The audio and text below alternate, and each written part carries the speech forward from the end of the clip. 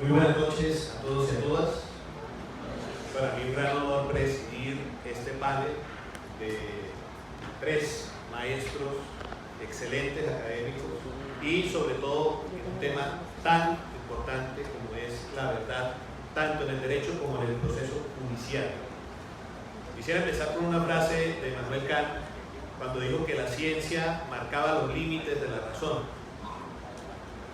Si la traspolamos al derecho, al proceso judicial, podríamos decir que el proceso judicial demarca los límites del poder del Estado en la administración de la justicia. Frente a eso vamos a debatir cuáles son esos límites que el Estado tiene en torno a las garantías del individuo al momento de buscar o de perseguir la búsqueda de la verdad. Y quisiera empezar con quien es referente del derecho procesal tanto en nuestra institución como en el mundo, el doctor Carlos Colmenares, quien dará un pequeño contexto sobre el problema jurídico que vamos a analizar. Doctor Carlos, bienvenido. Muchas gracias. Un saludo muy cordial a todos. Simplemente quiero hacer el siguiente referente y quiero que tomemos unos íconos.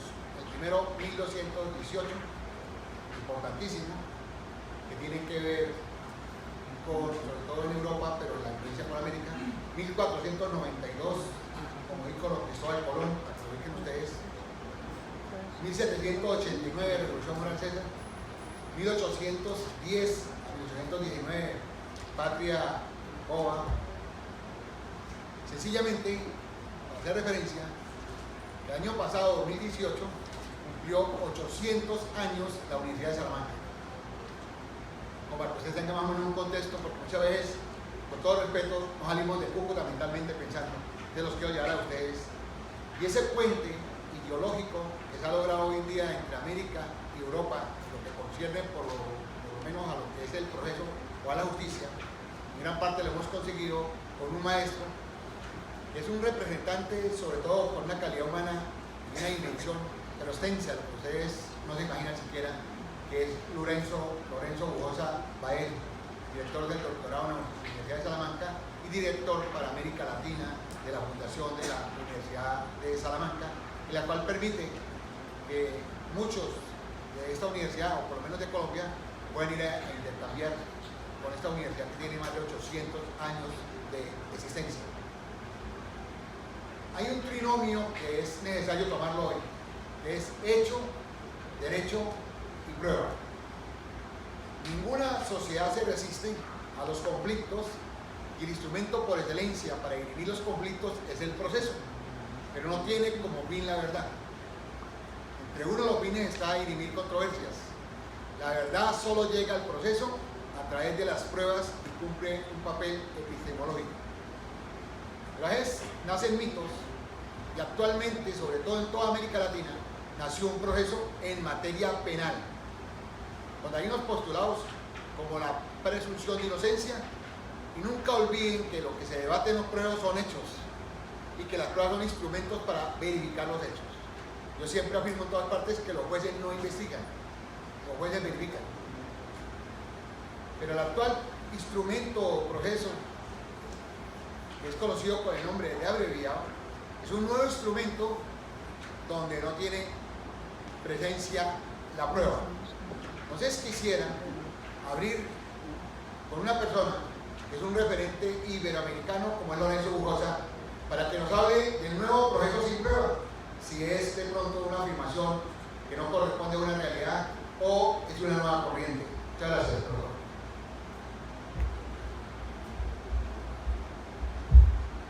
Muchas gracias, querido Carlos. Yo me siento un idiomista, me siento en casa. Yo tengo las ventajas de venir de España y ser consentido por eso, y tengo las ventajas de ser un idiomista. Creo que soy un hombre completo cuando vengo aquí a Cúcuta y me siento cucuteño, es verdad, lo que estoy hablando, me siento así, lo agradezco de corazón. Y agradezco, bueno, estamos entre amigos, entre los muchachos que he visto crecer en estos años, que ya se han convertido en profesores, entre personas que son efectivamente referentes latinoamericanos del derecho y que hemos conseguido una amistad que irrompible, una amistad sólida, una fraternidad en definitiva, y a eso se deben las palabras afectuosas de mi querido hermano Carlos Colmenares.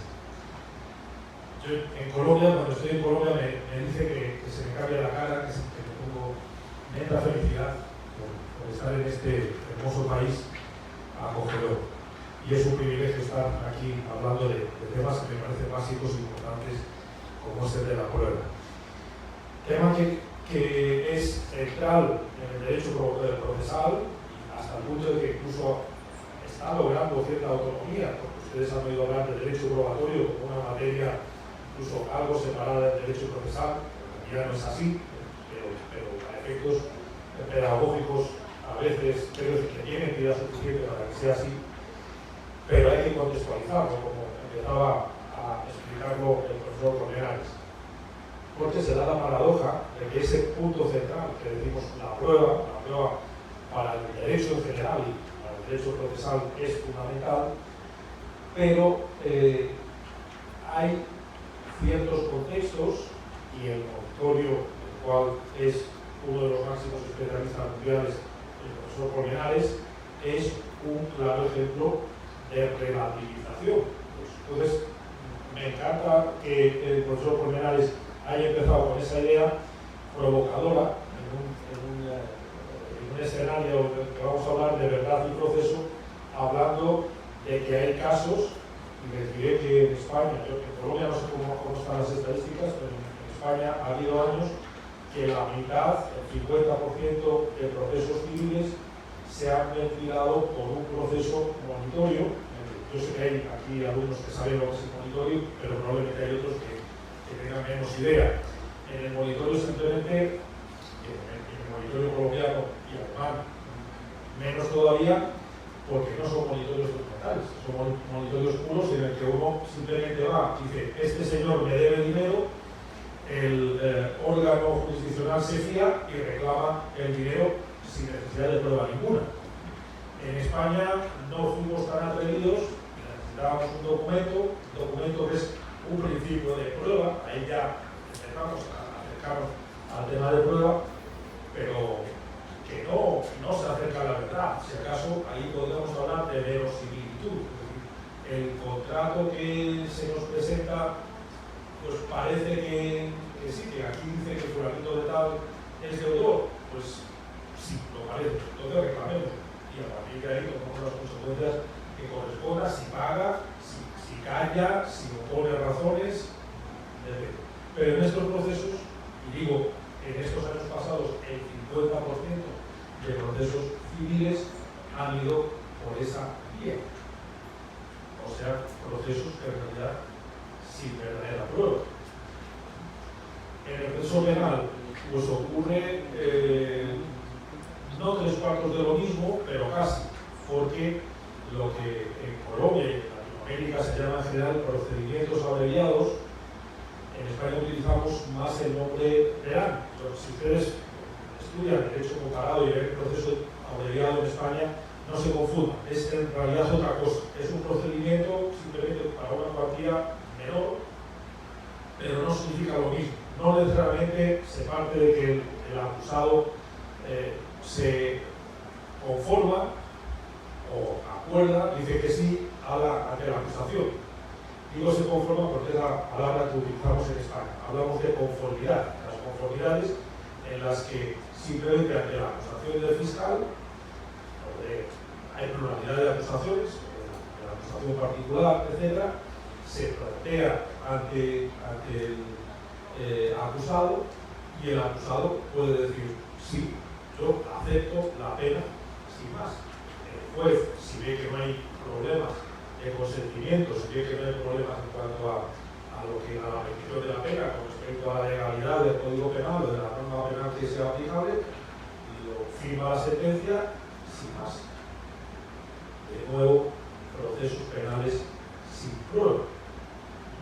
Entonces, la prueba, por supuesto que es importante. La verdad, para juzgar, pues efectivamente es básica, ¿no? Pero contextualicemos y veamos que el sistema, en realidad, porque tal vez no pueda acoger todos visto, por un lado, eso penal es un ejemplo yo creo que muy ilustrativo de que los códigos penales se han expandido en todo el mundo, en Colombia, en España, un poco demagógicamente se sancionan cada vez más conductas, pero luego el sistema no puede acoger todas las conductas que ha previsto y tiene que prever estas vías rápidas de terminación en las que decimos, o el legislador dice, pues olvidémonos de la flor. Si el acusado acepta la pena, no nos importa la flor. Es una forma provocadora de empezar, provocativa, pero bueno, yo creo que es realista.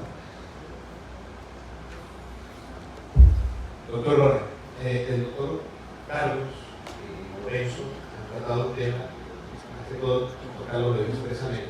El fin del proceso no es encontrar la verdad. Y tenemos, doctor Lorenzo, Lora, para vos, ¿cuál es el fin del proceso? Y si es importante hacernos esta pregunta para los sujetos probatorio. Bien, bueno, buenas noches a todos. En primer lugar quiero ser absolutamente honesto, me siento un tanto incómodo y avergonzado de estar acá. Estoy al lado de dos autoridades de influencia iberoamericana y mundial sobre derecho probatorio. A un lado tengo al presidente del Instituto Iberoamericano de Derecho Procesal, que sin lugar a dudas es el instituto más influyente en las reformas iberoamericanas, los códigos modelos los debemos a ellos. Y en otro lado tengo al presidente del capítulo norte de Santander del Instituto Colombiano de Derecho Procesal, que sin lugar a dudas es uno de los capítulos más influyentes. A mí me invitaron, pues bueno, con absoluta humildad, hablaré de unas ideas y conversar sobre el tema. Previo a la pregunta, quisiera hacer un comentario sobre esa expresión: ¿es posible un proceso sin pruebas? La expresión es absolutamente sugerente. Y la doctora Débora, cuando hacía la presentación, decía un poco que estaba revolucionando el derecho probatorio. Recientemente he estudiado autores europeos actuales y siempre me hago la pregunta: ¿realmente hay algo nuevo en el derecho probatorio contemporáneo? Hay una explosión de bibliografía, nueva bibliografía sobre el derecho probatorio. ¿Es nueva o realmente estamos retomando temas clásicos, estamos diciendo lo mismo pero tal vez con otras palabras? Entre varias figuras hay una que creo que la discusión se debe dar, es el estándar de prueba. Y así como el maestro Carlos le dio la uso la palabra al maestro Lorenzo, me gustaría en un momento que el maestro Carlos nos hablara un poco qué opinión tiene el estándar de prueba de manera civil. Probablemente hay algo nuevo allí, pero ahorita el maestro se pronuncia. Bien, vamos al tema. ¿Es posible un proceso sin pruebas? Yo quiero plantear esta terminología. Hay que distinguir entre el enunciado fáctico y el enunciado probatorio. El enunciado, pues, el derecho de lenguaje son proposiciones lingüísticas, y el derecho probatorio también pues los utiliza. El enunciado fáctico es la hipótesis fáctica que las partes plantean en la demanda o en la acusación. En cambio, el enunciado probatorio es del juez. Básicamente se reduce cuando el juez dice está probado que X, o sea, que X entiende el enunciado fáctico, la hipótesis. La pregunta que les hago ¿es posible un enunciado probatorio, es una conclusión probatoria de una sentencia sin prueba? Y en principio la respuesta es no. En principio uno pensaría que debe haber prueba que epistemológicamente acredite el enunciado probatorio. Pero eso no es tan cierto, hay excepciones. Hay figuras jurídicas que le permiten al juzgado emitir enunciados probatorios sin prueba. Por ejemplo, las presunciones. La presunción tiene un enunciado probatorio, pero con base en una norma jurídica. Figuras como, por ejemplo, el hecho notorio, o por ejemplo, lo que se ha llamado, por tanto, la verdad negociada, que nosotros llamaríamos el hecho no controvertido. Son figuras que permiten al juez emitir enunciados probatorios sin prueba, obviamente dicha, a nivel epistemológico. Entonces, ¿es posible un proceso sin prueba? Me parece que sí es posible, pero es excepcional. Y lo que debemos hacer los profesores de la academia es analizar si esas excepciones de figuras realmente están justificadas. En el punto del monitorio, el monitorio lo que hace es trabajar con la actitud de la contraparte y con base en las respuestas que dé el demandado se permite emitir enunciados probatorios, porque por supuesto al constituir el tipo efectivo a esa conclusión subyace un enunciado probatorio. Se dice es verdad que algo está probado que algo y en consecuencia el doctor ejecutivo. Es un poco, creo que la pregunta que hace el maestro Colombiano, la respuesta es sí, es posible. El tema es, ¿está bien o está mal? Eso lo podemos discutir. Bien, ahora sobre la pregunta que hace el moderador, el profesor Jeffrey. Bueno, ¿Cuál es la finalidad del proceso? Yo creo que pues siempre que hablo de finalidades, me da un poco de miedo hablar de finalidades, porque las finalidades terminan siendo una decisión autoritativa de un profesor, de una comunidad interesada. La pregunta es, ¿qué necesitamos para una decisión correcta? Y permite utilizar la expresión justa. ¿Qué requerimos para una decisión justa? Y considero que requerimos un enunciado probatorio o una premisa menor de la sentencia ajustada a la realidad, que sea verdadera en términos de correspondencia, en términos que la conclusión a la que llega el juez corresponda con lo sucedido. Y bajo ese entendido, comparto la idea que tampoco nos enseñó allá en el 90 de entender el proceso como un escenario de producción de conocimiento. El proceso tiene la función epistemológica y también tiene el fin epistemológico. Funciona como un escenario productor de conocimiento y necesita el conocimiento para que permita una buena decisión. Muy bien. Y frente a esa última afirmación que hace Roland, de la conexión que debe haber entre la decisión judicial y la realidad, pues a mí me interesa saber la opinión de cada uno de ustedes. ¿Es posible llegar a esa verdad verdadera, por decirlo así, o a ese estado, a reproducir exactamente ese estado de cosas en el mundo de la decisión judicial? ¿Es posible acceder a la verdad dentro del proceso? Bien, como hay estudiantes de primero, se está hablando de una estructura, quiero referenciar el monitorio con ejemplo concreto para humanizarlo y que ustedes saquen conclusiones. El verdadero monitorio es aquel donde inicialmente hay carencia de partes. Bajo los postulados de buena fe y lealtad procesal, una persona firma y el juez inmediatamente responde con sentencia. Ese es el verdadero monitorio. En Colombia hay un monitorio que fue copiado de otro modelo, pero creo que tomen todos nota sobre lo siguiente. Se trata de la investigación de la paternidad. Está consagrado en el artículo 386 del Código General del Proceso. Y dice así, abro comillas, una vez presentada la demanda, el juez, en el auto que la admite, ordenará practicar la prueba de marcadores genéticos de ADN. Ahí tenemos pruebas científicas, que tienen 99.99 y que no puede llegar a 100 porque no reemplaza a Dios, como va a entender con las pruebas. Y advierte el legislador al demandado, advertencia, es un monitorio, lo amonesta. Si usted no se va a practicar la prueba, se tendrá por confeso. Entonces, por favor, tome la idea. Hay una afirmación de una parte demandante, una prueba científica que ordena el juez, que rompe todo el esquema del proceso, porque estamos acostumbrados a una base probatoria posterior a creencia en términos de trabajo para contestar la demanda. No, aquí arrancando el proceso. Pero oído maravilloso. Número 4. Demandado.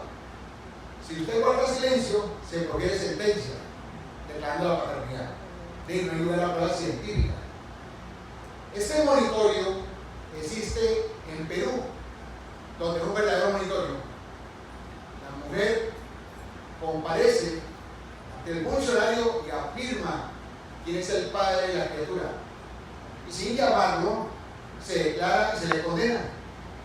Pero en toda Iberoamérica ninguna sentencia produce efectos hasta tanto no notifica al demandado. Es decir, que el monitorio nace es dependiendo del demandado y no del demandante. La característica esencial del monitorio es el silencio. Se le da la oportunidad a la parte de controvertir, de ir a publicidad, hay contradicción, hay debido proceso, vía las pruebas, pero si usted guarda silencio, prospera la protección del demandante. Ese es el monitorio para poder entender el monitorio. Siguiendo con el doctor Rona, que le gustan los estándares, yo no conozco los dos estándares y humanamente los comprendo desde que estudié y sigo estudiando. En materia penal, más allá de toda duda razonable, es el único que conozco.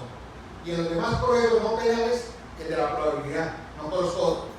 Y sí estoy dedicado últimamente a la literatura norteamericana, donde existe en materia civil el estándar de litigación. En Estados Unidos solamente el 5% se logra judicializar.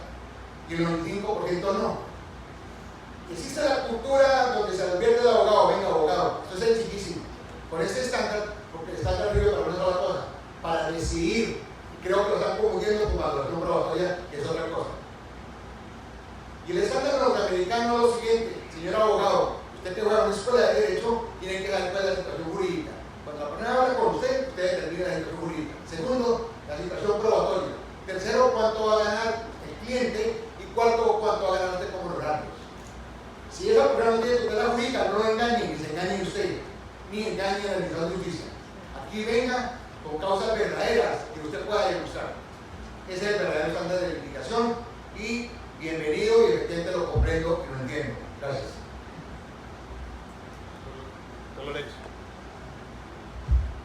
Sí, fin del proceso en relación con la verdad. Yo creo que los que empiezan la carrera deben situarse ya en su sitio, es decir, sabiendo a lo que se van a enfrentar, en el sentido siguiente. Uno puede ser utópico, es incluso conveniente serlo cuando es joven, uno puede ser romántico, pero al final ustedes van a ir descubriendo que la eficiencia y la eficacia tienen mucho que ver con el proceso, y menos la justicia y menos la verdad. Eso no quiere decir que la verdad, yo estoy de acuerdo con Miquel Araujo, debería ser el objetivo fundamental del proceso. Juzgamos, el juez decide, planteamos cuestiones a los órganos jurisdiccionales para decidir en función de unas circunstancias, en función de unas peticiones que pueden ser verdaderas o falsas, de unas pretensiones. Yo creo que el fin del proceso es básicamente satisfacer pretensiones. Satisfacer pretensiones, ¿qué quiere decir? Pues que el juez tiene que dar una respuesta positiva o negativa respecto a la pretensión que se le plantea. Eso tiene implicaciones muy claras, dependerá de los casos. En algunos casos, esa satisfacción de la pretensión, por la conformación que ha hecho en la ley el legislador del procedimiento, es como dice Carlos Conejas. Por cierto, conocen todos a Julio Iglesias.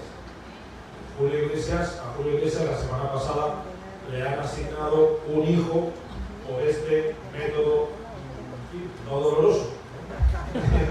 Por ese método, pues, en España yo no diría que es monitorio, porque necesita, sí, la negativa, hacerse pruebas de paternidad, pero tiene que haber unos indicios adicionales, una relación de pareja en la época adecuada, es decir, en la época de la concepción, unas cartas, que fueran novios en ese momento, que era el caso.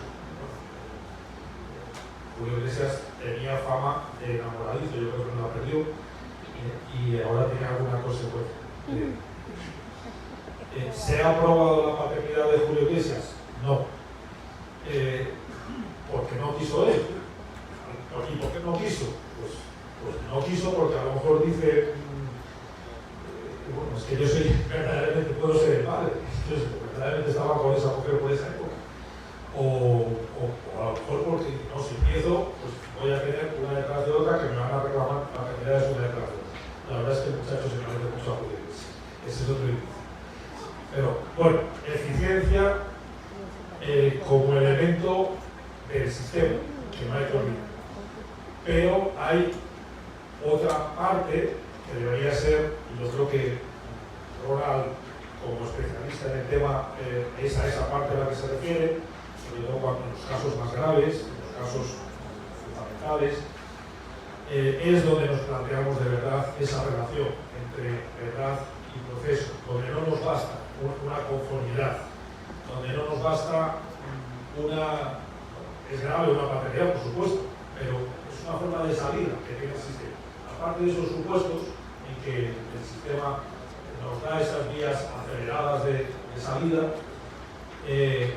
en nuestros sistemas es diferente en Estados Unidos, donde los juicios que vemos en las películas son no más del 5% civiles, o penales, con lo cual ahí la verdad importa menos, si es que importa. El proceso puramente adversarial, hablaba de algo que yo le iba a tratar después, pero me encanta que lo haya sacado ya él, los acuerdos respecto a los hechos en el proceso civil. Eso implica que no se van a admitir pruebas, porque eso ya se ha aceptado. Son pruebas, son hechos que no necesitan prueba, porque ya las partes han aceptado que las cosas eran así. ¿Ocurrieron así de verdad? Pues probablemente sí, pero quizás no. Nunca lo sabremos. Nunca lo sabremos. En los casos en que, dejemos aparte todo eso, en los casos en que el juez tiene que decir que sí o que no a la pretensión que les ha planteado, pues la pretensión se basará en unos hechos determinados. Juanito ha prestado un dinero a Marianita y Marianita no se lo ha devuelto cuando habían decidido. Eso es un hecho. Y el Código Civil, en tal artículo, dice que cuando en el momento en que se había pactado en el contrato se exige la devolución del crédito, pues hay que pagarlo. Así es, unos hechos y una norma. Se plantea ante el órgano jurisdiccional tiene que satisfacer esa pretensión, tiene que dar una respuesta en función de qué. Eso es la afirmación que voy a hacer también es controvertida, pero yo sigo pensando que en función de una convicción, el juez tiene que dictar una sentencia convenciéndose de que eso que dice Juanito, que había prestado los 5 millones de pesos a Marianita, es verdad. Porque entonces podrá decir que sí. Si no se convence de eso, no podrá decir que sí. Tiene que convencerse. Pero esa convicción no es puramente subjetiva. No puede serlo, porque entonces entramos dentro del terreno del subjetivismo, de la arbitrariedad que está vedada constitucionalmente a los poderes públicos. Los poderes públicos tienen un margen de discrecionalidad, los jueces también, pero deben atenerse en la medida de lo posible a los hechos y a la aplicación de las normas correspondientes, el famoso silogismo.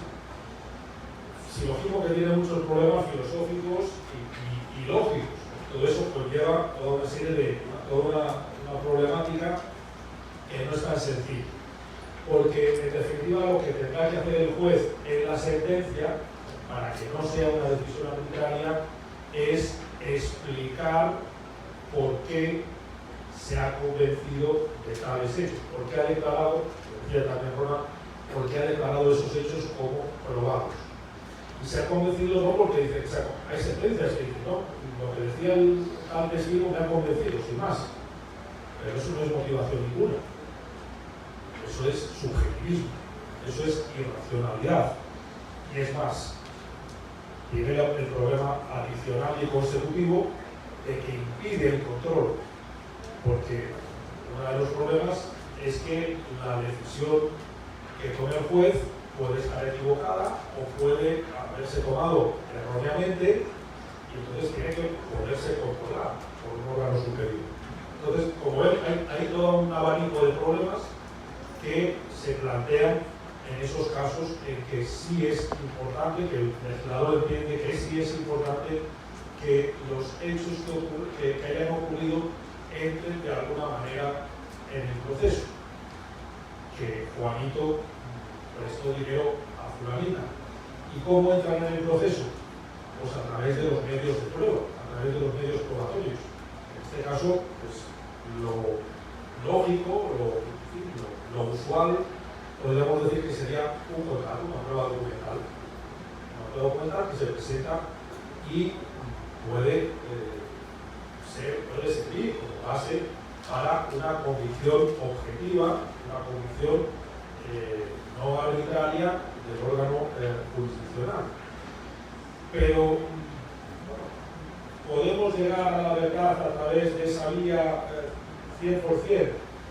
No, ellos, lo decía Carlos Colmenares, pues va a ser muy difícil que a través de los medios de prueba vayamos reconstruyendo totalmente cómo ocurrieron los hechos. Claro, el ejemplo que he dado es muy sencillo, pero la realidad es mucho más rica.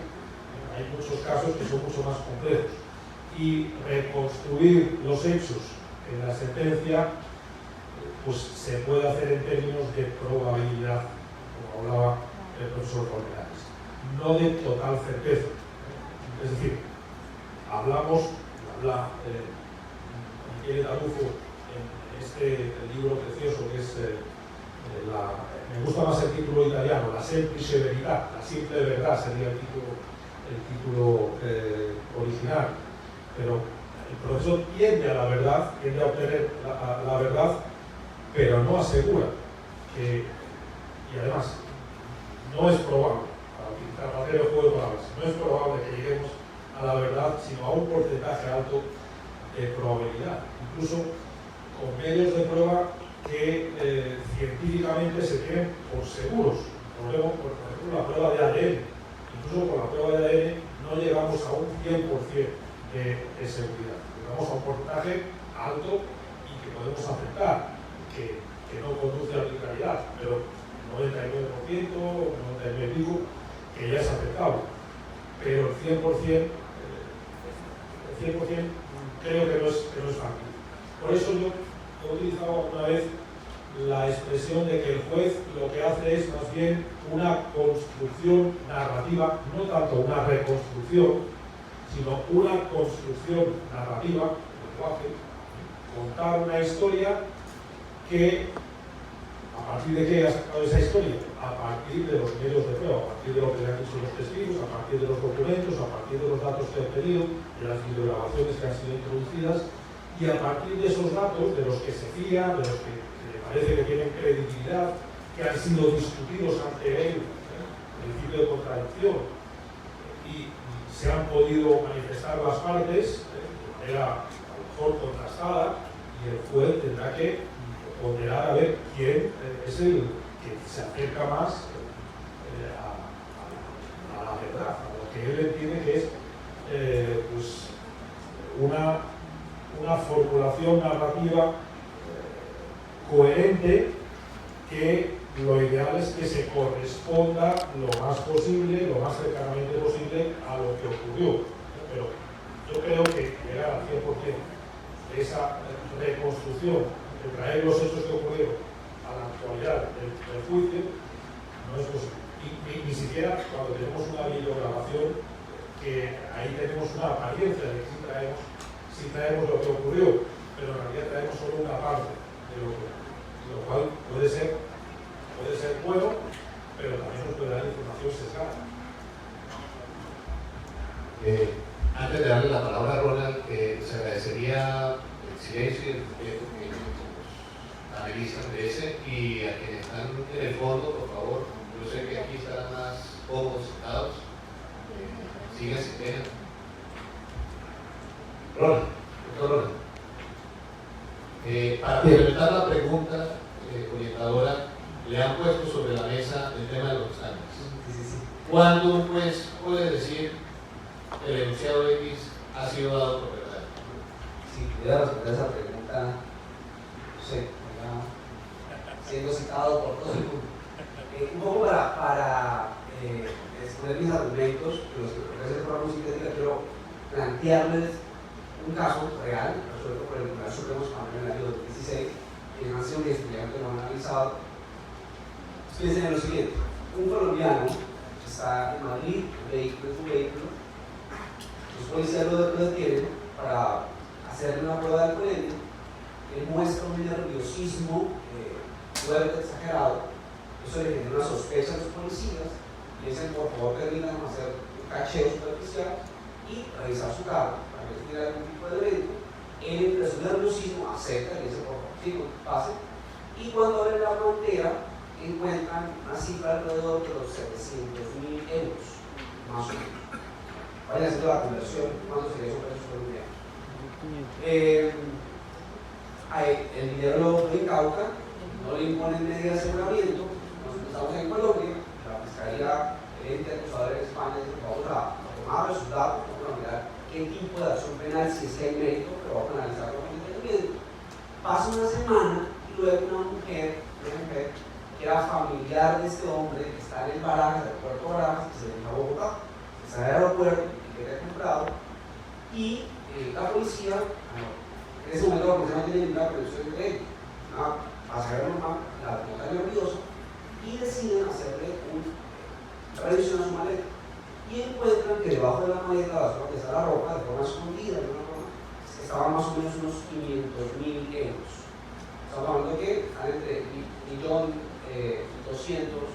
Eso más o menos equivale, me puedo equivocar, a unos 4.000 millones de pesos. Repito, los dos eran familiares. En ese momento la fiscalía dice: no, aquí se hay algo raro. Vamos a plantear el blanqueo de capitales. El blanqueo de capitales tiene muchas diferencias con el lavado de activos, el crecimiento ilícito. Vamos a nivel dogmático, porque vamos a ver diferencias, pero en todo caso, la hipótesis de la fiscalía fáctica, los estudios fácticos de la fiscalía, es que será dinero producto del narcotráfico. Bajo ese entendido, presenta la acción penal por blanqueo de capitales y el delito subyacente. Hablar de primero, básicamente, es la fiscalía tiene la obligación de decir: bueno, hay mucho dinero, debe decir de dónde proviene ese dinero. Dice: proviene del tráfico de drogas. Esa es la acusación. Esos son los hechos. Y los acusados guardan silencio durante todo el proceso. ¿Qué tiene entonces la fiscalía y qué tiene el juez para decidir?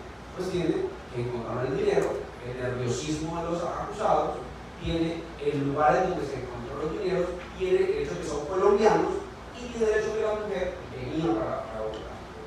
Un dato que me hizo parte importante para discutir: el hombre estaba en el vehículo, tenía un antecedente por porte de drogas hace más o menos unos 8 o 10 años, también en Madrid, pero cuando vamos a los hechos de ese caso, pues precisamente estaba en un parque con una dosis un poco mayor de la dosis personal y deciden condenarlo a una pena muy baja. Hay un antecedente. Permítanme hacer un ejercicio laboratorio social, si se quiere. ¿Alguien alza la mano que considera que se debería condenar a estas personas con esas pruebas por blanqueo de capitales?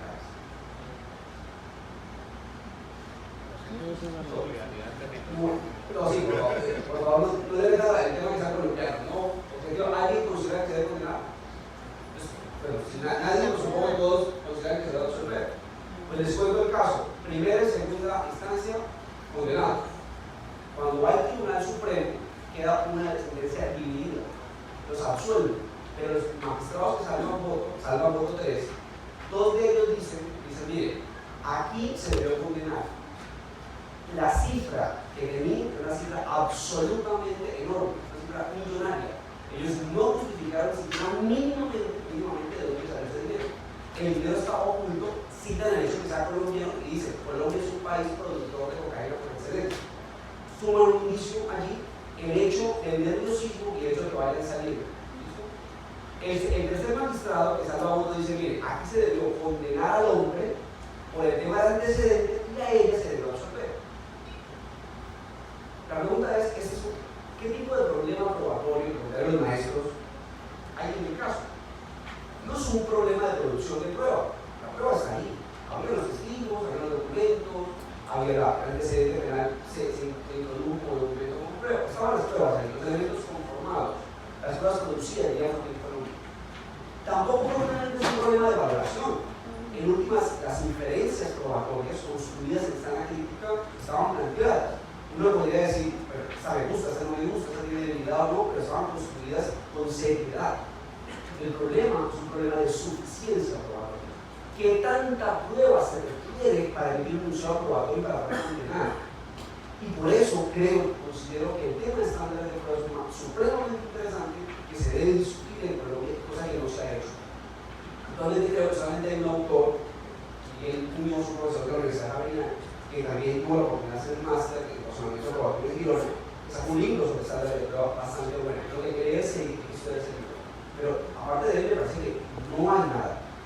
Porque, repito, sana crítica no es estándar de prueba. La sana crítica me enseña cómo valorar, pero no me enseña qué tanta prueba se requiere para poder condenar o poder emitir un enunciado probatorio. Entonces, bien, por este caso, planteo mis argumentos. Primero, el tema de.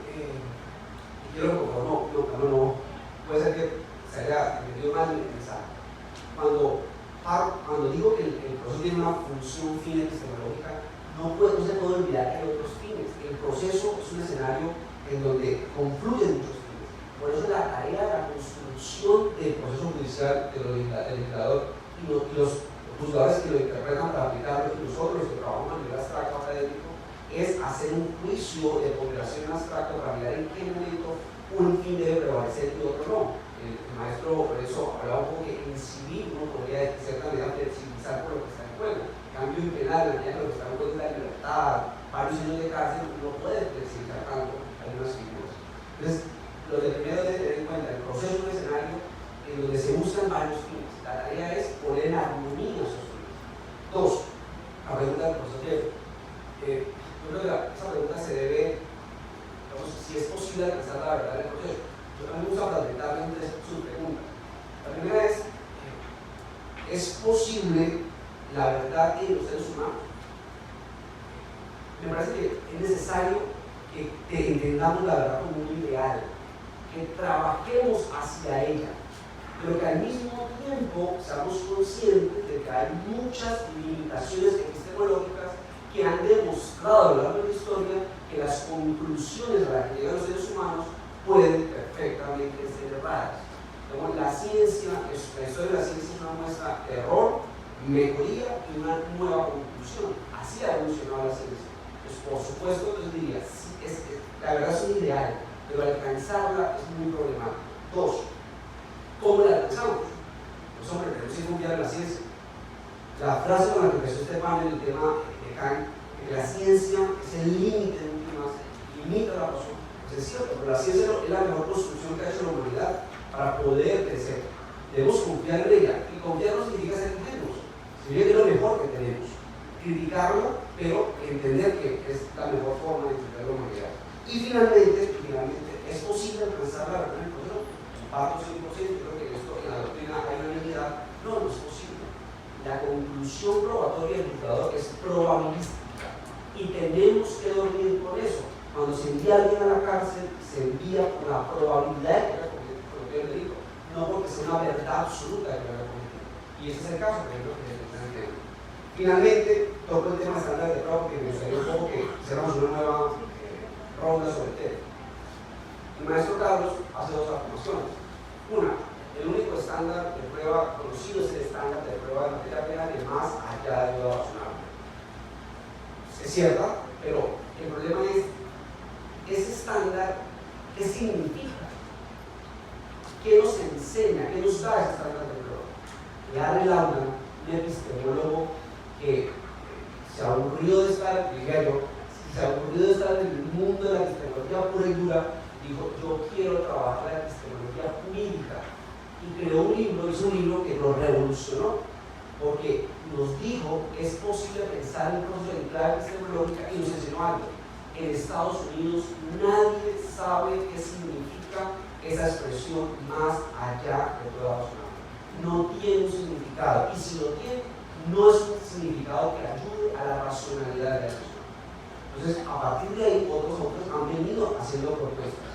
Y todos los que están aquí escuchando, hay dos visiones. Los escépticos, que dicen que el estándar de prueba realmente no sirve para mucho, realmente no da racionalidad, y otros que optimizan lo que yo escribo, pero que sí puede dar racionalidad. No es algo objetivo, no es una tarifa legal, pero puede dar racionalidad a la decisión.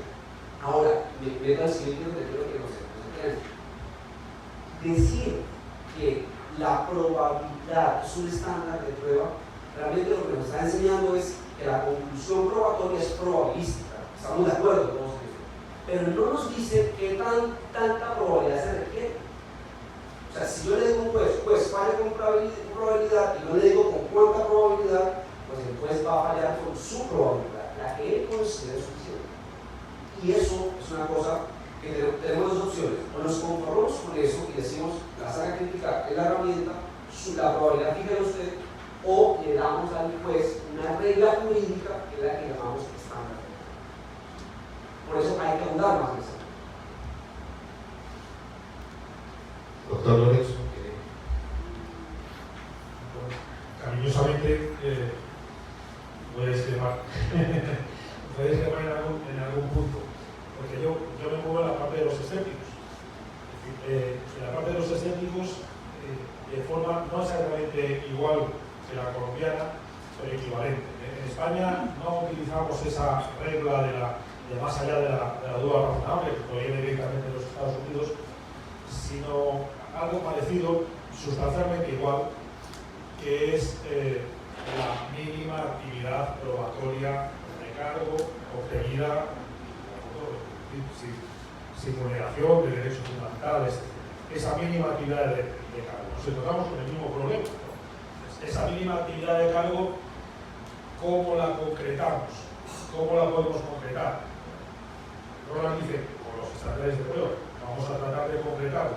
Es decir, el problema que tratamos de resolver es un problema muy serio, es decir, objetivizar, si se me permite la expresión, esa decisión judicial. Que no sea subjetivismo, que no sea arbitrariedad, que se pueda decir, bueno, ha decidido bien porque se ha basado en tales cuestiones.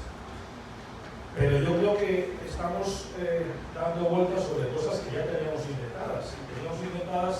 Yo sé que están en discusión y que los partidarios de los estándares de prueba discuten mucho esta expresión de la que en México, por la que tuve la fortuna de estar con Carlos Colmenares, pasando en medio México, trabajando en México, el tema de la sana crítica, que es un movimiento hispánico que va en esa misma dirección y que yo creo que se ha desechado en algunos sectores demasiado rápido, en el sentido de que la sana crítica, que habla de máximas de experiencia, que no son ninguna tontería, de reglas de la lógica, de reglas de la ciencia, para tratar de colocar elementos objetivos a esa decisión judicial, y cada uno de esos elementos está ahí. En Alemania escribió sobre las máximas de experiencia todo un libro que todavía es de referencia, hace muchos decenios. Reglas de la lógica, deducción, inducción.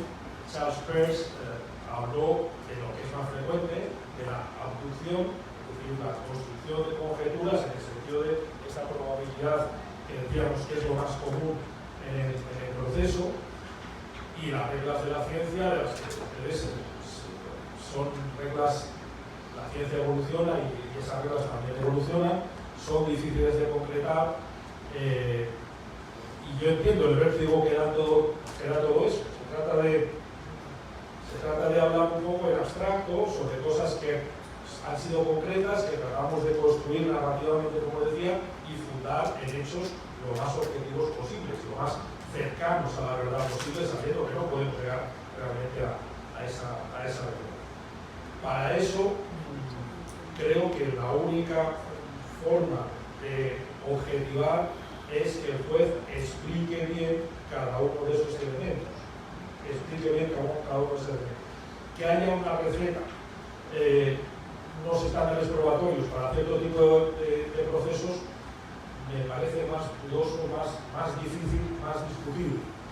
Entre otras cosas porque si lo hacemos, me da la impresión de que nos estamos acercando peligrosamente a algo que Roland también ha mencionado, que es la tarifa de cargo. Es decir, nos acercamos otra vez a decir, bueno, a lo que decía la partida tercera de Alfonso X Sabio. Es decir, si tantos testigos han declarado en ese sentido, y eran hombres, tales testigos han declarado en el sentido contrario, eran mujeres, vale menos, entonces hacemos una operación aritmética y obtenemos superobjetividad. Claro que es objetivo, pero cercano a la verdad, yo creo que menos. Entonces, creo que tenemos que conformarnos con ese acercamiento que se traduce en una argumentación, en un narrar de manera aproximativa lo que el juez o el tribunal, colegiado, en los casos, entienda a partir de esos medios de prueba. Creo que ir más allá no es realista. Entiendo los esfuerzos y tiene su mérito, pero soy escéptico respecto a eso. Y aprovecho muy brevemente, porque tampoco quiero alargar mucho, otro tema que me parece importante, por si quieren que tuvo que ver, que ha mencionado respecto a la sentencia que decía el Tribunal Supremo Español, que era un voto particular que obtenía consecuencias del silencio del acusado. Ese es un problema. decir, no tenemos un derecho, no me acuerdo cómo está formulado en Colombia. En España es el derecho a no confesarse culpable, el derecho al silencio. Ese derecho al silencio puede ser valorado como un indicio en contra del acusado para llegar a la verdad. Es decir, como le decía, no me explica de dónde ha sacado esos 500.000 euros. No es normal ir por la vida con 500.000 euros. Yo no lo hago todos los días.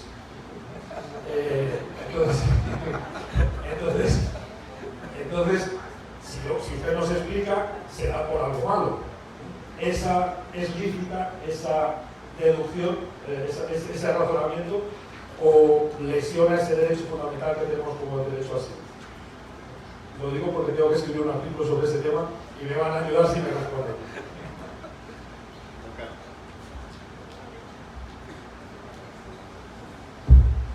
Quiero complementar lo siguiente, lo que dice el doctor Ronald, que en los Estados Unidos entiende, porque tiene toda la razón. Más allá de duda razonable, no es para los jueces, nació para los jurados. Eso que quede claro. Segundo, habla de los estándares de materia civil, y voy a tomar un solo caso sencillito nomás, porque tiene que ver con el reivindicatorio que hace más de 80 o casi 100 años. La jurisprudencia nacional determina que para que haya prosperidad en un reivindicatorio, es decir, de aquella pretensión que es el dueño de una cosa que está en posesión para que el poseedor de condenado a restituirla, requiere 4 elementos axiológicos. Primero, dominio en el demandante, que demuestra la calidad del dueño. Desde hace más de 200 años, la doctrina procesal, donde encuentra incursionado el derecho probatorio y la probática también allí, viene estudiando qué es prueba, quién prueba, cómo se prueba, y entre esos la misma carga de la prueba. O sea, siempre existió razonamiento probatorio. Y entonces en materia civil usted no puede crear que está medio probado, o está probado o no está probado.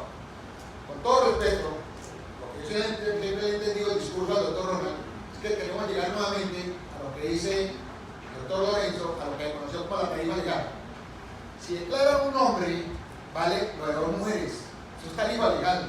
Yo no conozco ni el metro ni el carcabón para llegar a medir cuánto tenemos acá de prueba en este número. 1 kilo de prueba, 2 kilos de prueba. No. Son hechos expuestos por las partes. Son las partes las que afirman hechos y los jueces no llevan hechos al proceso, porque no los pueden conocer. Apenas llega al proceso, si coge los hechos, se tiene que declarar impedido si no lo recusan. Los hechos los llevan las partes. Y entonces están los medios de prueba para verificar los hechos que afirman las partes. La pregunta es, ¿las partes afirman todos los hechos? Tal vez afirman los hechos que le convienen y que son los que se van a probar en el proceso. Entonces en el proceso no puede llegar, está medio probado, está probado, no está probado. Entonces en un reivindicatorio sencillo son 4 elementos axiológicos. Primero, dominio en el demandante. Segundo, posesión material en el demandado. Tercero, que se trata de cosa singular. Y cuarto, que la cosa pretendida por el demandante sea la misma cosa poseída por el demandado. Entonces es sencillísimo. Para eso están los medios probatorios. Si se practica inspección judicial y se encuentra el demandado en el inmueble, además no contestó la demanda, o al interrogatorio y comienza que sí tiene el ánimo señor y dueño, pues está probado que es poseedor material. Yo no puedo decir que es libre de medida de pruebas, sino sencillamente que el hecho está probado. Entonces, con todo respeto, una cosa es la prueba. Voy a colocar un ejemplo sencillo.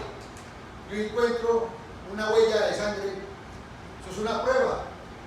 Y a partir de allí utilizo los medios probatorios para llevarlo al proceso. En el proceso se habla de reconstrucción. O se dice que los hechos del Ecuador no existen. Lo que existen son afirmaciones, porque el demandante tiene que fundamentar la pretensión y el demandado tiene que fundamentar la excepción. Esos hechos le corresponde a cada uno probarlo. De manera que, con todo respeto, yo no comparto ni que me clasifiquen que si soy optimista o no soy optimista, sino que sencillamente, como he hecho la profesión desde hace mucho tiempo, he incursionado en la docencia, yo entiendo que es una prueba, que es un medio de prueba y cuando es aprobado un hecho sin mucho esfuerzo. Gracias.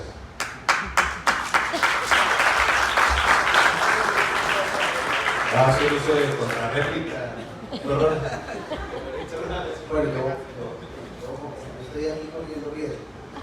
Entonces, hacer esto de horario procesal, que acabo de ser miembro y me van a vetar al futuro para hacer pedido de la americana. Pero bueno, vamos a correr el riesgo. Yo voy a sacar la Lo primero es volver a recordar qué es un poco para que la discusión se centre, que todos entendamos.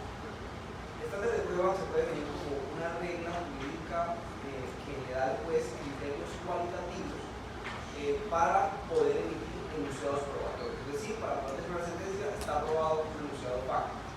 Esos criterios cualitativos, repito, deben apelar al grado de probabilidad o al grado de suficiencia y deben tener una característica muy particular, y es que sean intersubjetivamente controlables. ¿Qué quiero decir con esto? Pues que otro ser humano, otro juez o cualquier otra persona pueda tomar ese mismo criterio y decir, entiendo que se cumplió por las buenas razones que expuso el juzgado.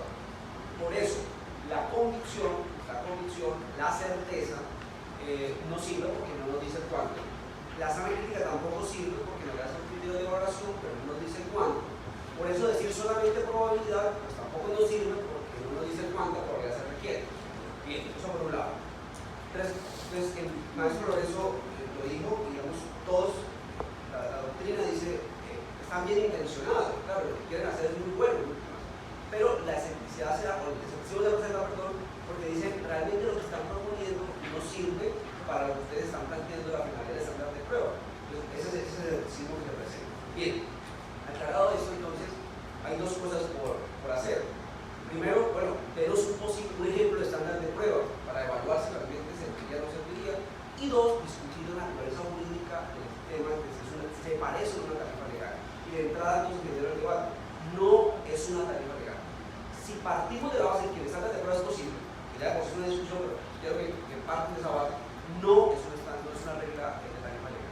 Creo que se interpreta mal decir que es una tarifa legal. Entonces, vamos a empezar. Ejemplo, tomo un autor. Quiero aclarar, no es que sea algo así como que todo siga de forma crítica y que todo lo que diga va a ser. Incluso hablaba con el maestro Lorenzo hace un momento que la posición que sostiene la sobrecarga de pruebas no la comparto, creo que tiene algunos errores de punta y procesal, me refiero a Jordi Ferrer. Pero en el punto de estándar de pruebas, sí creo que lo que hizo el año pasado en el Congreso de los Comités Probatorios del Congreso Mundial, pues es a mi modo de ver lo más sofisticado que hay actualmente sobre posibles estándares de prueba. Él plantea 6 estándares de prueba, es decir, esos son los ejemplos que me han pedido hasta ahora. Quiero plantear el primero, que es él dice se debe utilizar para materia penal, porque es el más exigente, es decir, es el que plantea un grado de conocimiento mayor o más alto. Lo leo textualmente. Dice: para considerar probada una hipótesis sobre los hechos deben darse conjuntamente las siguientes condiciones: A y B. Leo la A.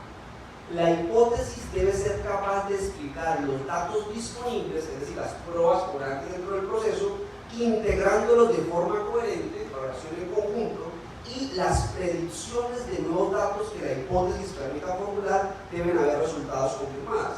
Básicamente lo que se entiende es que todo hecho principal tiene unos hechos derivados y bajo ese entendido se debe haber demostrado, se debe haber comprobado los hechos derivados. Algo así como, si se está diciendo que Ronald disparó, pues lo lógico es que si se hace una prueba acerca de disparo en la ropa y las manos, pues debió dar positiva esa circunstancia. Si se dice que la persona se suicidó, pues el orificio que hay en la cabeza debe ser coherente con un suicidio, con el movimiento de la bala por fuera. Esa es la condición A. Condición B. Deben haberse refutado todas las demás hipótesis plausibles explicativas de los mismos datos que sean compatibles con la inocencia del acusado, excluidas las meras hipótesis ad hoc, que se traduce a hipótesis irrazonables. Entonces lo que dice la segunda condición es si subsiste luego de evaluar la prueba alguna hipótesis alternativa plausible a la inocencia, pues entonces no se acreditaría y en consecuencia se debe absolver. No se puede emitir el enunciado probatorio, está aprobado. Esto es un estándar de prueba. ¿Por qué es un estándar de prueba? Creo que cumple los requisitos que yo he hablado. Porque da unos criterios cualitativos fijos, dice cuáles son. 2, le ayudan al juez para lo que el maestro decía, para pesar la prueba si se quiere. Para establecerse ahí 1 kilo, 2 kilos, 1 libra, del mejor sentido de la palabra lo digo, para pesar una probabilidad. Y 3, le sirven al juzgado, y esto creo que es importante, como criterio de motivación de la decisión. Entonces, el juzgador cuando dice se alcanza el grado de conocimiento, pues toma cada criterio y dice se alcanza porque se cumple este y este. Bien. Podríamos discutir si estos criterios cualitativos realmente son objetivos. ¿Por qué? porque ¿qué tanto, qué tanto se debe refutar la hipótesis alternativa para poder decir que se cumplió la condición? Está bien, esto no es una objetividad matemática, no es una tarifa legal, es un cumplimiento graduable que se mide con la calidad de los argumentos que se exponen para decir si se cumplió o no esta cualidad. Bien, ahora finalizo con el tema de estándar de prueba como regla de tarifa legal. Un poco una pequeña definición para los estudiantes de primero, y un paréntesis, si uno lee la doctrina detenidamente, el concepto de tarifa legal es problemático también, ¿no? No está tampoco tan claro porque es lo que pero en todo caso, la siguiente: tarifa legal puede haber positivo o negativo. ¿Será positiva cuando qué? Cuando el legislador le diga al juez, o el legislador, regla abstracta, le dice al juez solamente puede dar por probado el hecho X si obra dentro del expediente la prueba de determinada prueba. Si obra 5 testimonios, si obra una prueba especial, si obra esto. Y será negativa cuando el legislador le dice al juzgador: esta prueba usted no la puede tener en cuenta para efectos de tener como demostrado determinado hecho. Bien, el estándar de prueba de tarifa legal no lo es. Y no lo es ¿por qué? Porque no le quita la capacidad de razonamiento al juzgador. Habría un razonamiento probatorio de naturaleza inductiva y aductiva. El juzgador tiene que razonar de forma inductiva y aductiva, de forma compleja, hacer inferencias, unir máximas de la experiencia, unir reglas de la ciencia, y con la motivación de buscar que se cumplen las cualidades. En la tarifa legal, en cambio, no hay un razonamiento tan complejo. Si hay razonamiento, pero es un razonamiento silogístico simple. La prueba, están los 3 testimonios. Los 3 testimonios dicen algo y en consecuencia el juez da por demostrado el hecho. Entonces, y aquí cito la idea de Daniel González en una discusión que tuvo con Jordi Ferrer. Miren, son diferentes, pero tienen algo similar. Funcionan como reglas de aceptación, porque le dicen al juez cuándo puede retirarlo. Pero no son iguales porque el uno condiciona la capacidad de raciocinio inductivo y aductivo, en cambio en el otro sigue con esa racionalidad. ¿Listo?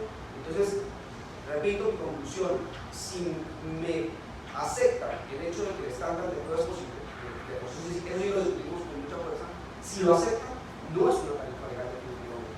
Es una regla de aceptación que sirve para motivar y que le da racionalidad a la decisión judicial. Doctor, una pregunta pública. La propuesta de Jordi Ferrer es que el estándar lo establezca el legislador, ¿sí o no? Sí, esa pregunta es bien. El estándar de prueba, por su naturaleza, debe ser abstracto. Bajo ese entendido, debe ser fijado por una fuente de derecho abstracto. Habría 2 posibilidades: o que la fije la jurisprudencia bajo su fuerza normativa del precedente judicial, una Corte Suprema, o que la fije el legislador. ¿Por qué una y por qué otra? ¿Por qué decir que una es mejor que la otra? Y aquí hay un tema que es absolutamente interesante, digno de discutir, y es la función, o mejor, la justificación política de esta materia de prueba. Deben tener en cuenta algo que hablo de materia penal, pero también se queda para civil.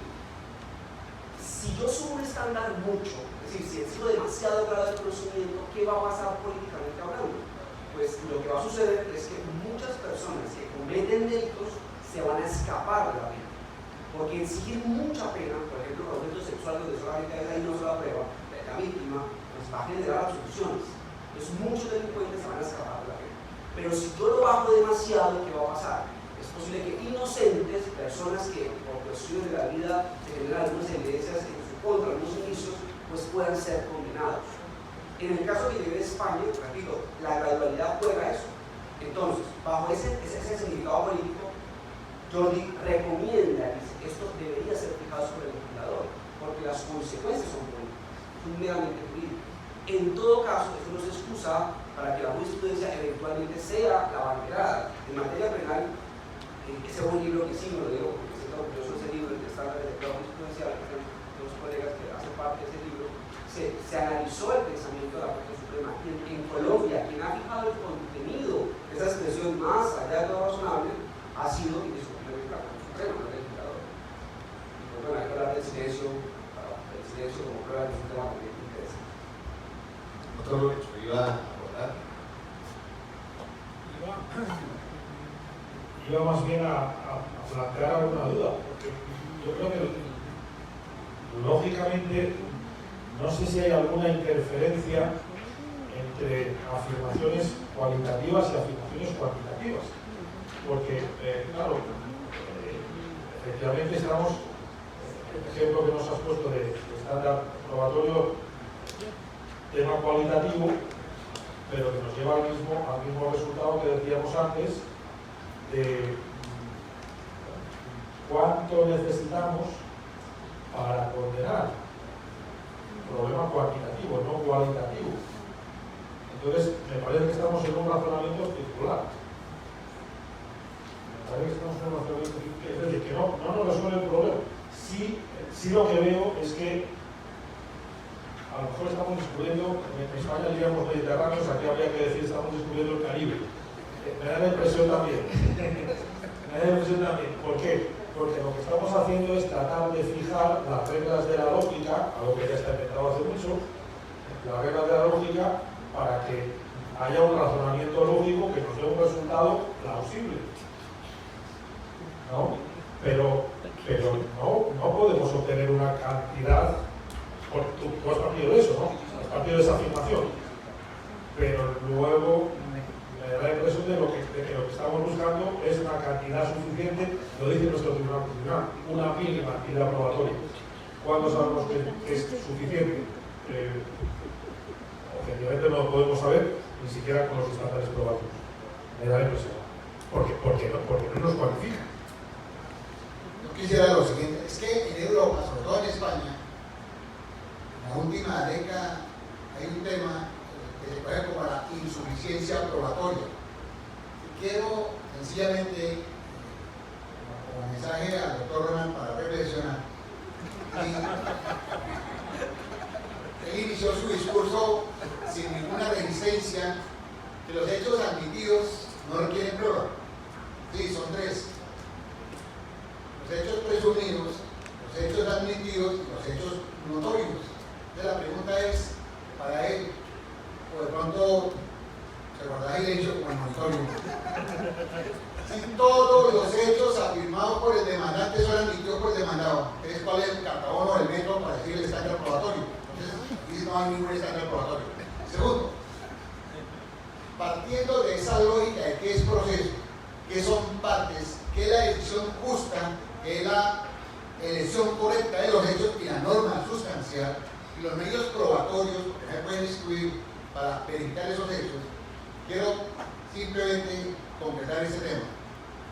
En el proceso van a ser objeto de prueba únicamente los hechos controvertidos, no más.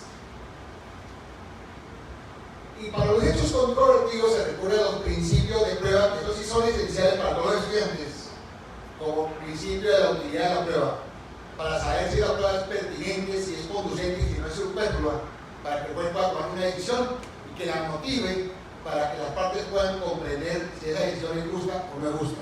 Muchas gracias.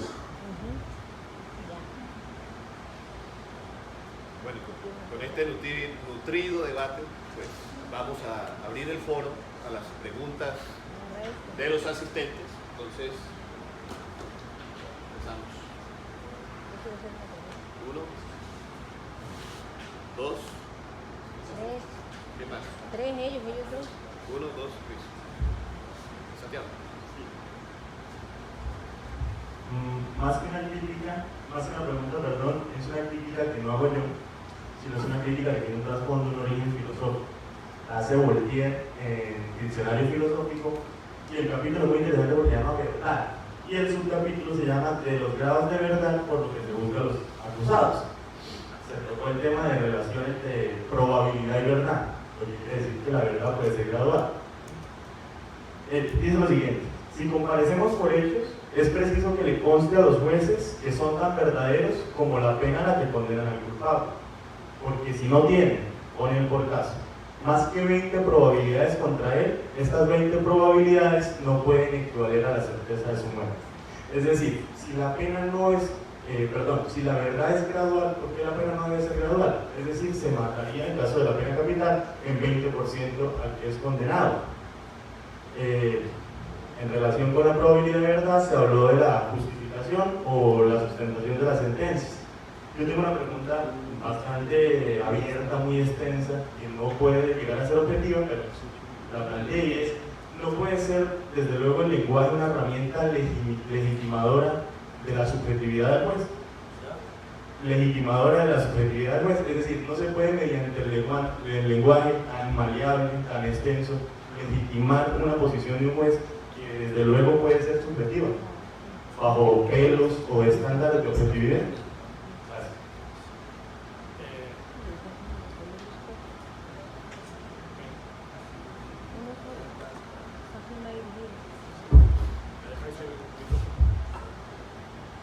Santiago, ¿verdad? Sí.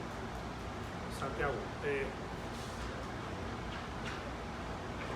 A la primera afirmación no estoy de acuerdo con la primera afirmación, es decir, cito a Carmeluti, la verdad es como el agua, pura y cristalina, o no es verdad. La verdad es simplemente sucedió A, B y C, sí. Si sucedió A y B y no C, ya no es verdadera toda la afirmación. Entonces, lo que es probable es el acercamiento a la verdad. Ahí está lo que estamos diciendo, la probabilidad. Y ahí sí que entra todo el debate en el que estamos. Hasta qué punto y cómo fundamentamos estos acercamientos a la verdad. Pero yo creo que tenemos que tener claro, podemos discutir filosóficamente el concepto de verdad, pero entendamos como entendamos la verdad, yo creo que ese, desde el punto de vista procesal, es el ideal al que debemos tender. Y aquí también debemos decir que hay otros factores, a lo mejor más importantes, que hay que ponderar. Por ejemplo, no podemos llegar a la verdad de cualquier manera, vulnerando derechos fundamentales, está todo el tema de la prueba ilícita. Es decir, habrá límites a esa verdad, pero la verdad es lo que sucedió. Que podamos llegar a ello, pues absolutamente no. Con cierto acercamiento sería lo ideal. Y aprovecho además para comentar algo que yo quiero fustigar a Rona. Tranquilo, te puedes hacer el problema. Porque además Rona, la verdad es que estudia mucho en estos temas y con fundamento. Pero me parece que alguna afirmación que has hecho me ha recordado un problema que hemos tenido en España y yo creo que en otros ordenamientos también, no estoy seguro de colombiano, pero a veces, porque hablabas de graduación de la pena, y en ese sentido iba Santiago también, graduación de la pena en función de los estándares probatorios.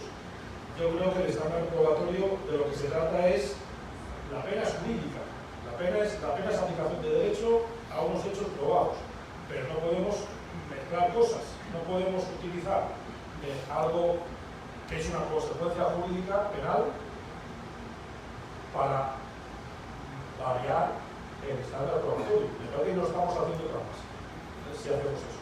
Es decir, el estándar, si los hechos están probados, sí o no. Si están probados, aplicamos la consecuencia jurídica. Pero eso ocurre a veces en casos muy sangrantes, muy llamativos, donde a veces tenemos una sola prueba, delitos sexuales, por ejemplo, cometidos con iniquidad. Hay una afirmación, tenemos a la víctima, solo la víctima que dice me ha tocado, me ha violado, etcétera, etcétera. No hay rastro ninguno, no ha habido examen pericial, no ha habido examen médico. Es la pura afirmación de la víctima. Rebajamos el estándar probatorio porque es un delito grave y porque la pena es grave. Yo ahí mi respuesta es no. Mi respuesta es yo creo que no. Y esa no es una respuesta original mía. El prefecto Andrés Ibáñez de Salamanca hace unos meses decía lo mismo. Yo comparto de todo. Yo creo que no podemos mezclar planos. Por tanto, esa graduabilidad con respecto a la consecuencia jurídica, respecto a si hemos logrado o no justificar los hechos de alguna manera, me parece que no es lo que el sistema jurídico nos permite. Estamos mezclando planos.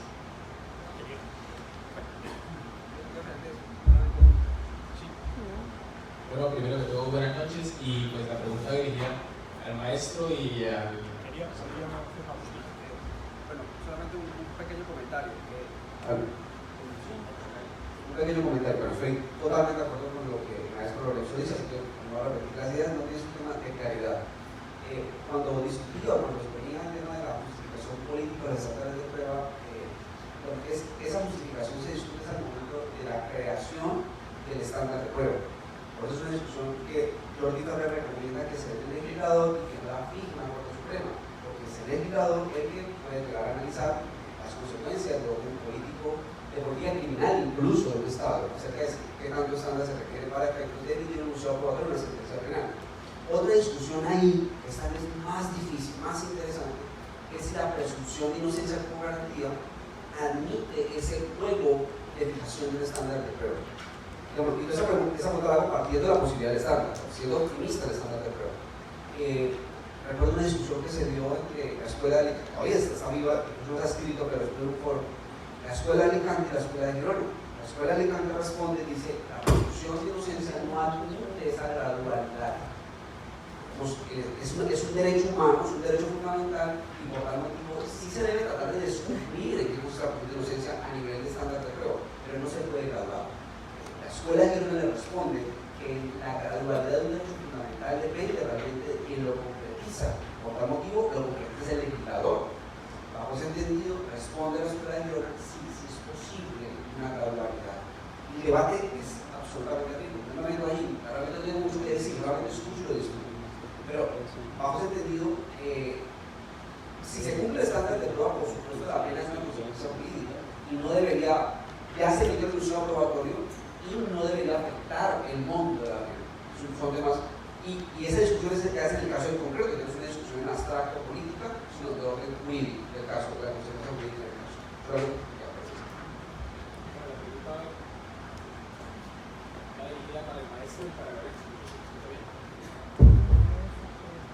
para pues, el maestro Lorenzo y para el maestro Colmenares.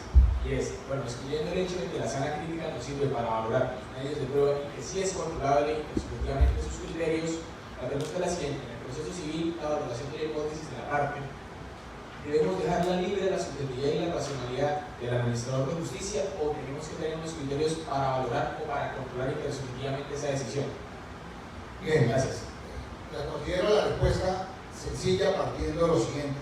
En todo proceso judicial hay dos principios pilares: publicidad y contradicción. Hay un medio de prueba obligatorio que hace parte de la estructura, que es el interrogatorio de parte. Para el juez poder preguntar tiene que tener su propia hipótesis. Sin hipótesis no puede preguntar. Y las partes controlan la intervención del juez, así la prueba queda de oficio, a través de la contradicción como tal, o a través de la misma objeción que puede estar entre las partes. De manera que una cosa que es el sistema de la sana crítica, que tiene que ver con la valoración de la prueba, otra es la interpretación que puede hacer de las pruebas, y otra son las hipótesis que tienen que hacerse para las pruebas que es pertinente. Por eso hablar yo de la utilidad de la prueba. Si es pertinente lo que se está preguntando, por ejemplo, en la investigación de la paternidad, y le pregunta que la casa tiene dos hijos, pues algo investiguen en el proceso. Entonces, para otras las partes, que son los controlantes, y para todos los postulados de publicidad y contradicción, y que las preguntas no son superfluas.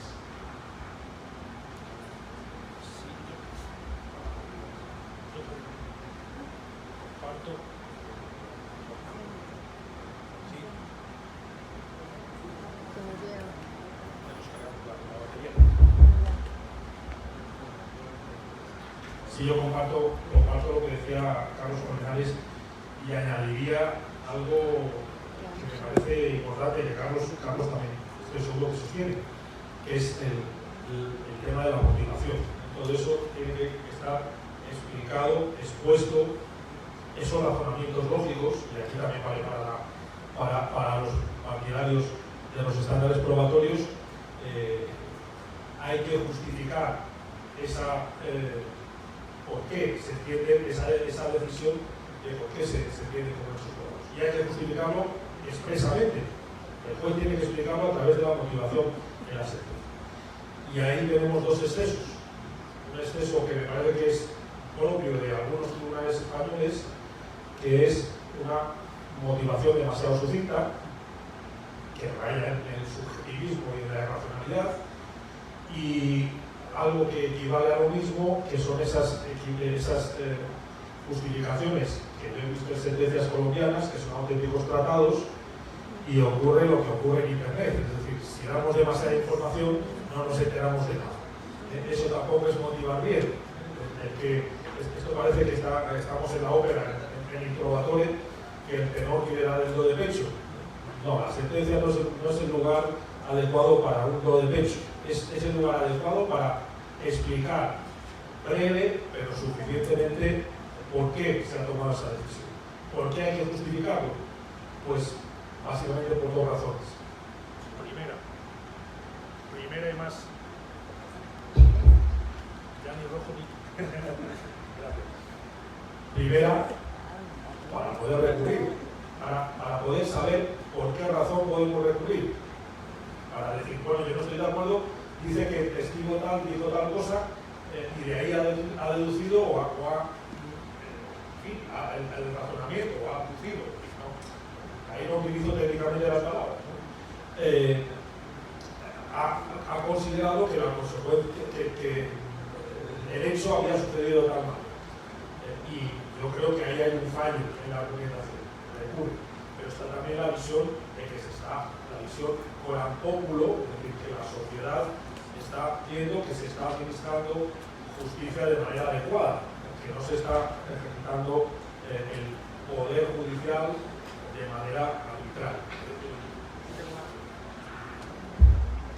Pues una contrapregunta. Y bueno, una de las conclusiones con las que llegamos con el profesor Ronald dentro de los temas de investigación técnicas que trabajan en el sentido del derecho procesal es que el estándar de prueba nos podría dar un orden de motivación judicial. Es decir, que diferentes jueces, el mismo caso, con las mismas pruebas, lo fallasen de igual manera. Si no tenemos ese orden de motivación judicial, ¿cómo podemos controlar que un juez por ejemplo, acá del circuito de Bogotá o un juez del circuito de Bogotá falle igual el caso con las mismas pruebas y con los mismos hechos valorados ya en sala crítica? Pues separando los escenarios. Un escenario es la sala crítica y otro escenario sería valorar si esa hipótesis fue suficiente o no fue suficiente pues, para el hecho en concreto. Gracias. Y pues no paramos. Ustedes se dan cuenta optimista de estándar de prueba. Es un buen alumno. Él coloca como ejemplo lo que constituye nuestro territorio nacional con nuestra patria en cuanto tiene que ver con los jueces de la República, y es cuando uno comprende que en cada lugar hay un código o hay repúblicas independientes. Pero las comparaciones maravillosas, yo no puedo comparar a un juez de un pueblo donde se regresa el viento, que solo se conforman con un código además obsoleto y dinosaurio de jueces sin conocimiento, con un juez, por ejemplo, de Antioquia, con postdoctorado, que epistemológicamente maneja no obstante el probatorio, pero sí argumentación jurídica y motiva bien la decisión. Gracias.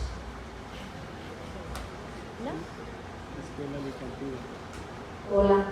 Bueno, yo tengo una pregunta para el optimista del estándar probatorio.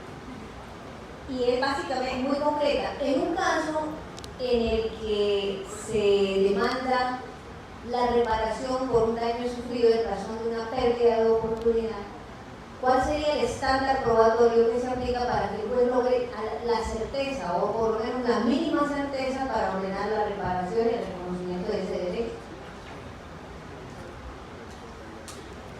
Perdón, cuando ahí no cabe la probabilidad. La pregunta es supremamente difícil porque es lo que se ha entendido en la doctrina de prueba, y es que me parece que es un concepto lógico la propia expresión, la prueba de derecho futuro, digamos, la pérdida de la oportunidad, que es básicamente pues pueda elegir la reparación del daño sin que propiamente se haya generado el daño, pero hay una altísima expectativa de que la persona iba a alcanzar ese logro y pues consecuentemente puede reparar. Tiene una complejidad mayor, si se quiere. Ahora, la pregunta, la parte final de la pregunta, parece que debe discutirla. Yo pienso que incluso la prueba de ese hecho es probabilidad, porque nadie sabe si realmente esa oportunidad la persona la iba a alcanzar. O sea, quiero dar un ejemplo para todo. La universidad libre está estructurada a nivel de sueldo, pues a medida que uno va obteniendo menos, pues su sueldo incrementa. Actualmente, y lo hablo personalmente para que se entienda el fenómeno, yo no tengo sueldo básico, por decirlo de alguna forma. Pero en la medida que me gradué de la maestría, es probable, es posible que yo en cada un tiempo, a un cambio administrativo, mi sueldo suba. Pero en este momento yo no lo tengo, pero hay una altísima expectativa de que yo tenga a cabo un tiempo. Si hoy me sucede un daño y se lo puedo atribuir a alguien a nivel jurídico, ¿cuál es el estándar de prueba para que el juez pueda, en el momento de la reparación, no decir que me gano 100.000 pesos, sino que me gano 200? Primero es probabilidad, lo que pasa es una probabilidad mucho más compleja porque se hace referencia a un hecho futuro. Normalmente en materia de hechos judiciales hablamos de la probabilidad de lo sucedido antes, en el pasado. Ahora, si el estándar de prueba sirve para esto, creo que habría que tener dos estándares, ¿no? Sí, honestamente la pregunta me va a tomar dos días esta noche, porque el estándar de prueba está pensado para hechos pasados, no para esa misma partitura. No sé, ahora no tengo una respuesta propia. Esa pregunta sí que me va a dejar reflexionando después de este foro. Bueno, yo quisiera hacer aquí un apunte y también una pregunta final. No pretendo, por supuesto, agredir más a Ronald de lo que la noche le han dado. Yo voy a estar de cumpleaños. Bueno, ahorita le cantamos el cumpleaños.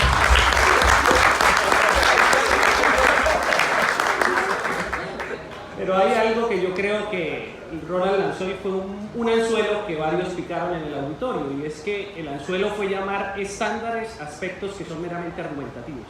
Entonces, si le pusiera el apellido al estándar, es decir, estándar de argumentación, ya podría empezar a ser más discutible y zanjar esas diferencias que en apariencia tienen el profe Colmenares y Ronald. ¿Sí? El profesor Colmenares, al final de su última intervención, señaló un aspecto clásico, y es que el juez de donde esté, sea donde el viento se devuelve, o el juez de Antioquia con postdoctorado, necesariamente tiene que entrar a argumentar dando las buenas razones por las cuales va a tomar esa decisión. Y ese tipo de argumentaciones responde a una concepción argumentativa. Llamar estándar nos lleva de una vez a una concepción métrica, y esa concepción métrica permite que el debate quizás se desvíe hacia otro lado.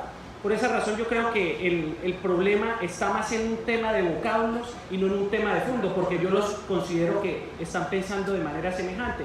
Teniendo eso en cuenta, le pregunto, si zanjamos esa discusión del verbo, de las palabras, ¿habrán algunas diferencias reales entre lo que piensan? Bien, me parece el comentario absolutamente apropiado para la discusión, inteligente. Lo primero es que podemos llamarlo como queramos. Tenemos que tomar una decisión como lo llamamos para que podamos comunicarnos y crecer a nivel intelectual. Pero por el nombre que queramos. Pero bien, sí hay una diferencia entre un estándar argumentativo y un estándar de prueba. Porque el estándar argumentativo vendría por fuerza de la doctrina, por fuerza, digamos, de la exposición académica que se ha hecho acerca de los pueblos argumentos. El estándar de prueba, como lo piensa la doctrina optimista, es una regla jurídica. No viene por fuerza la aceptación de la humanidad. Viene por, claro, hay detrás de la regla jurídica seguramente hay buenas razones epistemológicas, pero el estándar de prueba, por ese nombre, es una regla jurídica, sea legal o sea fijada por la jurisprudencia, que le indica al juzgador cuándo puede venir un enunciado probatorio. En cambio, la expresión estándar argumentativo me suena más bien como la fuerza de la calidad de cómo se debe argumentar. Hay una distinción. Si miramos, por ejemplo, repito, yo te plantea 6. El tiempo no va a aparecer cada uno de ellos, pero podemos decir el primer estándar es absolutamente distinto del estándar 6. Y ambos tienen estándares argumentativos, ambos no le quitan al juez el deber de motivar y de exponer su razón. Es cierto que ahí podemos hacer una decisión. Vale, pero fíjese que en ese primer estándar que usted dio hay elemento inductivo y elemento abductivo. Eso es argumentación. En ese sentido, aislarse de eso y separarlo es decir que las pruebas, o sea, es que en algún momento sentí como si las pruebas hablaran por sí solas, como si detrás de ella no hubiese un expositor que les da argumento y la calidad a los mismos. Ninguno de los estándares quita argumentación, ninguno. El primer estándar tiene inducción y tiene abducción, y el sexto también lo tiene. Es que la forma de acreditar que se cumplieron es vía argumentación, no hay otra. Y por supuesto, las pruebas no van solas. Quien establece si esas pruebas son suficientes para efecto de alcanzar estándar de pruebas es la interpretación. Por eso, la expresión estándar argumentativo me suena más a a eso, digamos, al libro, a la tienda, las recomendaciones. También el estándar de prueba me suena a una regla. Y si es verdad, la expresión estándar se puede confundir con algo médico. Y definitivamente quiero que quede claro que no es médico, no es un médico, es a nivel lógico y inductivo. Bien, aprovechando la intervención del profesor Peña, en 1980 fue publicado un libro de tenis de Colombia. Interesante sobre derecho probatorio de Luis Muñoz Sabaté. Pero no era el primero en tratar el tema, los estándares siempre han existido en el mundo del derecho procesal al tratar del derecho probatorio. Y repito nuevamente, yo no conozco sino dos estándares, el de la duda razonable en materia penal y el de la probabilidad en los demás procesos, no existen otros. Para sintetizar qué es el proceso jurisdiccional, no se puede confundir con un expediente o con un cúmulo de papeles, no es el escenario donde es un pedazo de vida y donde concurren mínimo 3 teorías. La teoría de la argumentación jurídica, que no puede estar ausente de ninguna manera, la teoría del proceso, la teoría de la relación jurídica, 3 valores, que es la paz, la verdad y la justicia, que lo llama directamente es el juez. Por eso, hoy en día la doctrina casi es unánime, que la verdad llega al proceso a través del mundo probatorio. Pero el juez no solamente debe decretar las pruebas, recaudarlas, interpretarlas, sino que tiene que valorarlas en conjunto y tiene que motivar la decisión, que era lo que hace ratos hablaba el profesor. Luego, en el proceso sí hay argumentación jurídica y es necesaria. Además, la motivación es la mejor explicación. Entonces, con todo respeto, yo no comparto, porque cada vez que yo hablo con Ronald, termino entendiendo lo que siempre he estudiado como valoración probatoria.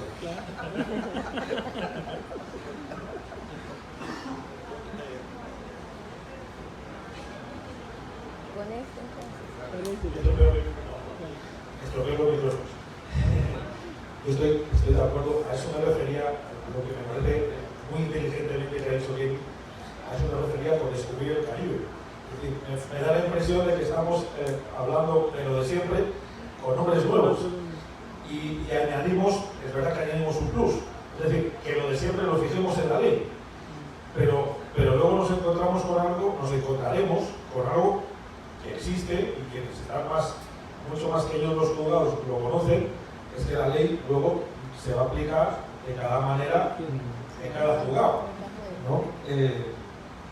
Por mucho criterio de razonamiento que le demos, bueno, pues habrá jueces que estarán más atentos al razonamiento y habrá, bueno, en España pasa, no sé si en Colombia sospecho que también, que hay juzgados que no se enteran de las reformas legislativas y utilizan el código sin reformar, ¿no? Entonces tenemos esos problemas y por eso necesitamos los controles, ¿no? Es decir, damos toda la vuelta, vuelvo a lo mismo, damos toda la vuelta para llegar a lo que ya teníamos, a lo mejor más bonito, más original, y por lo menos nos entretiene, ¿no? ¿Verdad? Buenas noches. Quería hacer un comentario. Si bien es cierto, como mínimo, en un proceso, llegan 2 verdades. La verdad del demandante y la verdad del demandado. Los dos están plenamente convencidos de que tienen la razón y de que están aportando la verdad. ¿Qué es lo que pasa realmente? El juez tiene que, mediante el razonamiento, buscar cuál de las 2 verdades es cierta, y eso solamente se hace por medio del razonamiento y de la confrontación probatoria. Por lo tanto, citando a René Descartes, se busca en un proceso la verdad más depurada, o sea, la que tenga menos límite de error, y ese es el que va a triunfar, el que tenga la verdad más depurada. Por otro lado, con respecto a los estándares de prueba, siempre hemos hablado del teorema de Bayes. Michel Darufo cita y explica el teorema de Bayes de forma numérica, pero desde el punto de vista numérico no tendría ninguna incidencia, pues realmente se necesita el razonamiento del juez y los argumentos para tomar una decisión, y dependiendo de esos argumentos que tengan menos límite de error es que se puede llegar a la verdad. Por último, Entonces la verdad es el producto del razonamiento del juez.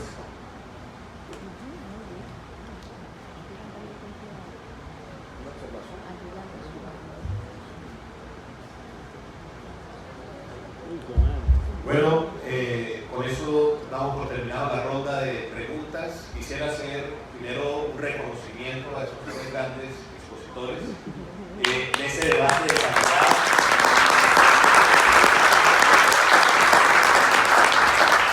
Que fue como el lado operativo de Chente. Cada vez se fueron afilando más los argumentos y la calidad de los temas que fueron abordados y la complejidad también de los mismos. En los años que yo tengo de estar en la universidad no creo haber presenciado un debate de esta altura con el respeto y dentro de los márgenes de la academia. Entonces, tanto para ustedes y como para el auditorio, una felicitación y un aplauso, el doble de fuerte.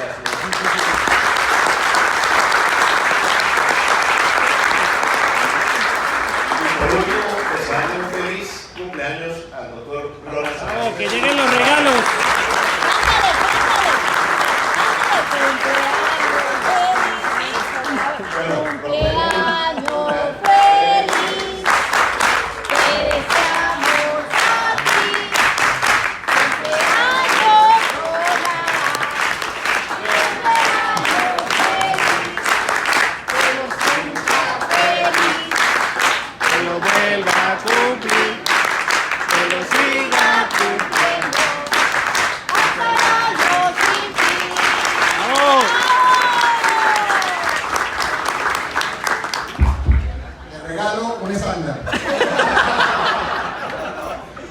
Solamente decirles de todo corazón que pudo haber terminado de una mejor manera. Bueno, todavía quedan unas horas, ¿no? Pero al menos casi terminado mi cumpleaños número 27. Por el aplauso, por cantarlo. Me voy muy feliz de este. Bravo, bravo.